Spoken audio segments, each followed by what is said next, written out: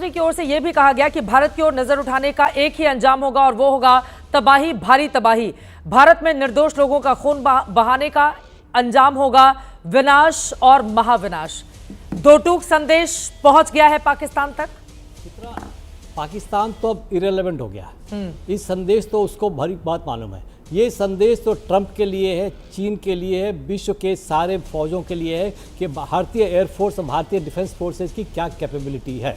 जिसे 9 स्ट्राइक और 24 missile on target with 100% efficiency achieve किया विदाउट एनी लॉस। ये एक अद्भुत रिकॉर्ड है।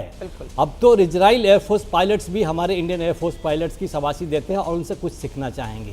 ये एक मैसेज बहुत क्लियर है, बहुत क्लियर है। अब देखिए 2 दिन के अंदर हमने उनके एयरबेसेस डिस्ट्रॉय कर दिए। जितने एयरक्राफ्ट कितने डिस्ट्रॉय हुए होंगे इनके हैंगर्स में, तो वो फिगर वो खुद ही देंगे। लेकिन एक चीज़ सर्टेन थी कि वो एयरक्राफ्ट होने के बावजूद भी वो ऑपरेशन नहीं कर सकते थे, एयरबोर्न नहीं कर सकते थे। जहाँ भी 2-2 रनवे थे, इंटरसेक्शन पर हिट किया गया ताकि दोनों रनवे अनऑपरेशनल हो जाएं।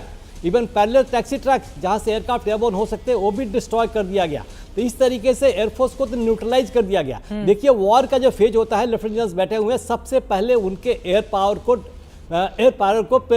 न्यूट्रलाइज तो नहीं कर सकते, पैरालाइज करना पड़ता है ताकि वो अपनी आर्मी को हेल्प ना कर सके। और जब हमारी आर्मी बढ़े तो वो रास्ता खुला हो और कोई तंग ना हो। ये एयर सुपीरियरिटी बहुत आवश्यक होती है। उसके साथ भारतीय एयरफोर्स के एयरक्राफ्ट भी सपोर्ट करते हैं। उसके सपोर्ट के लिए बहुत आवश्यक होता है कि उनके रडार को ध्वस्त कर दिया जाए। ये भी दिखाया, रडार भी ध्वस्त कर दिए। ये पहले 2 दिन में जो अचीव किया एक बहुत अद्भुत था, बहुत रिमार्केबल था। ये विश्व के लिए एक संदेश था। तो पाकिस्तान एयरफोर्स ही पैर पर नहीं आई है, बल्कि और फोर्सेज जो देख रही हैं उनको भी बहुत कुछ सीखना पड़ेगा।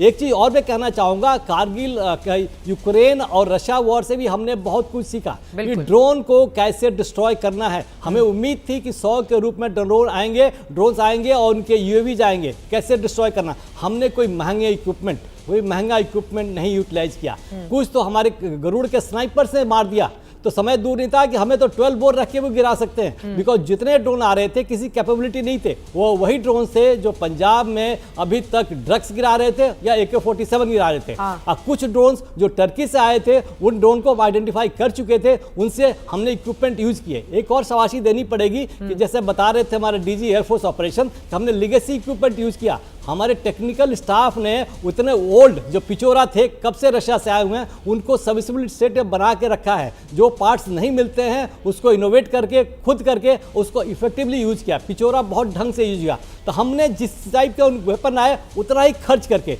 हमारा S-400 कुछ नहीं गया। इतना महंगा इक्विपमेंट हमने उनके जहाजों के लिए रखा था, उनके न्यूक्लियर बेसिस के लिए रखा था। फेक प्रोपेगेंडा पाकिस्तान की ओर से इस मुद्दे पर अपनाया गया।